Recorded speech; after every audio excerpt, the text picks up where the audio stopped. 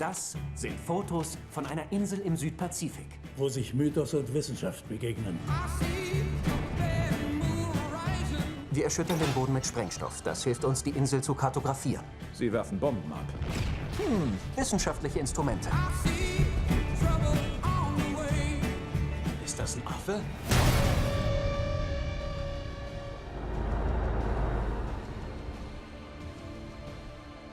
So to start off, the movie is about big giant monsters. Indeed. But the movie kind of shows that human race is kind of the real monster. Would you agree on a certain level? Yes, I'd agree that human beings are monsters sometimes, yeah. I think we're capable of all things. But yes, this film definitely represents the archetype of the arrogance of man, for sure, yeah. Yeah, because when they arrive, you see that beautiful place, and then they throw bombs and destroy some parts of it, and yeah, I mean, you know, they're in order to see what the bedrock's like, right. And explosives have been used for a long time to see what's underneath the earth. But yes, this time we're dropping them from helicopters, so it seems far more destructive. But yeah, I mean, yeah, sometimes things are necessary. And do you remember a real life destruction of something that you loved once, and then it has been destroyed to build something else there, like a cinema, for example, that closed or something? I was actually relatively destructive as a kid. My mom used to get very angry that I would go down the end of the garden and break things. You know, So you were the bad guy. I was the bad guy. Yeah. I was always breaking things for some reason. I just wanted to know how they worked, but I could never get them back together again. But you're not that anymore.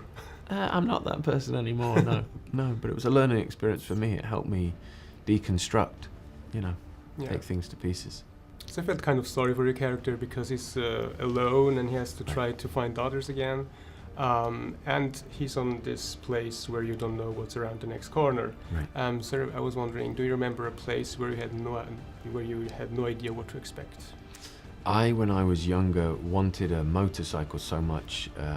Some friends of mine had a motorbike for sale.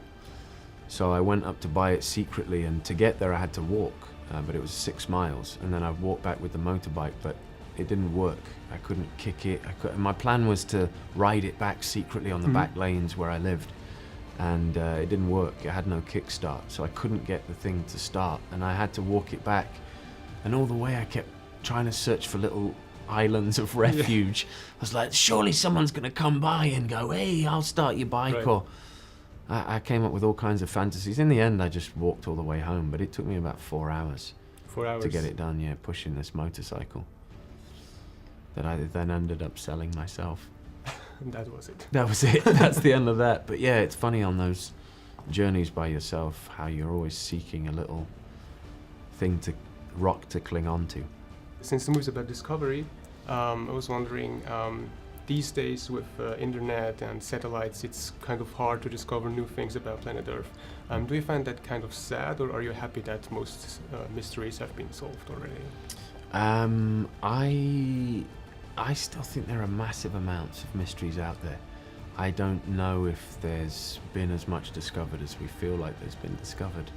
I think we're shown a lot more than we ever have been. But you know, you can be shown the Louvre on a video all you want, but there's nothing like actually going and seeing it. So yes, we can see a bunch of stuff and see a cheetah run in slow motion and see how that happens, but let a cheetah chase you and see how that feels, you know. I think experience is still very important.